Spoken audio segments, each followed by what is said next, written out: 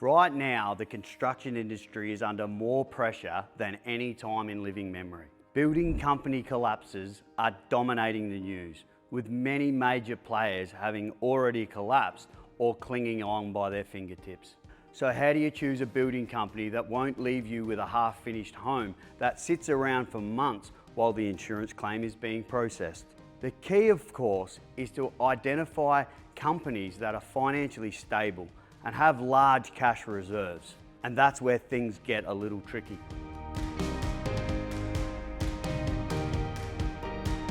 Hi, I'm Ryan Stannard from Stannard Family Homes.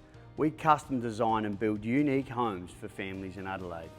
Traditional thinking was that large building companies were like big banks and were less likely to fail.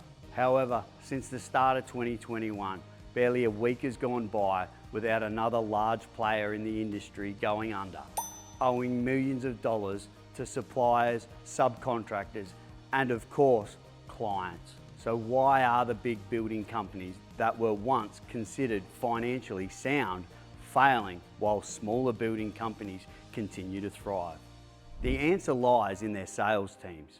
The bigger the company, the larger the sales team. And when the COVID boom hit the construction industry in late 2020 and early 2021, those salespeople, driven by large commission incentives, went to work, signing record numbers of building contracts. The problem is, a building company that signs 3, 4, even 5 times the number of contracts they normally would build cannot increase their output by the same amount due to the constraints on labour and materials. Therefore, those projects were queued sequentially, which led to long delays before they were even started. However, the real issue was those contracts were all fixed price contracts, which meant that once the construction cost went up by 10%, these companies were all losing money.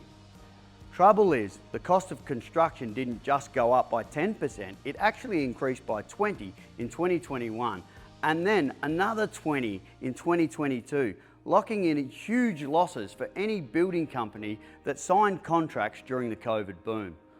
The losses didn't just affect large building companies. Virtually every building company in Australia lost money on at least one project during 2021.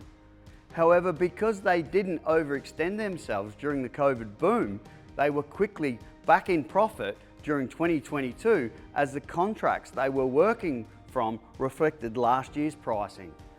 As a result, the smaller building companies without large sales teams were able to protect their cash reserves and remain solvent, while their larger competitors were forced to use customer deposits in order to pay invoices relating to work already completed on other projects.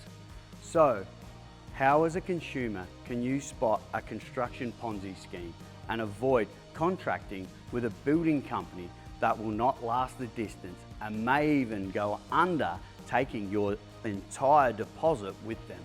The answer is not as straightforward as it should be, largely due to the lack of financial visibility in the residential construction industry.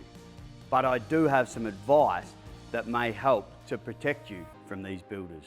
First of all, it's important to understand that the old adage of getting 3 quotes and choosing the builder with the lowest price is a recipe for disaster.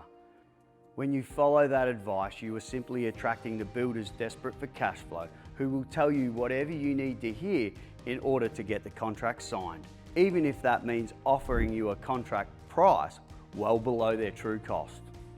It's not that these builders are crooks, it's simply that they are desperate for work and they are not fully aware of their dire financial situation.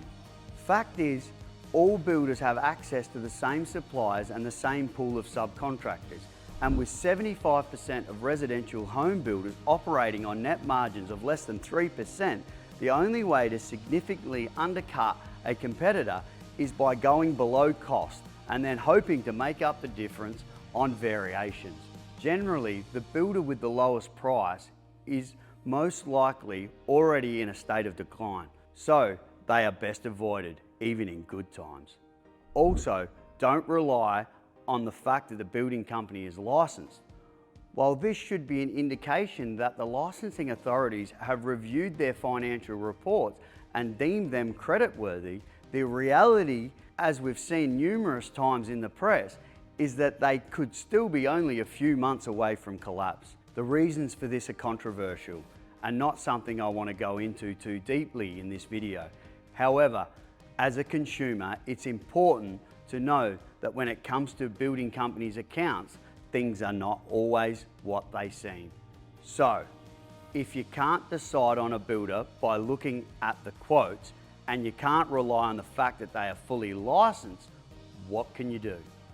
The most important thing is to decide on a builder before you start designing your home. This will ensure you are working with a professional design and construct company rather than a builder who's happy to quote numerous plans while delivering very little in the way of service. Having a builder on your team throughout the design stage will not only keep your project on budget, it will potentially save you thousands of dollars in structural steel thanks to the minor design changes that will not detract from the aesthetics of your new home.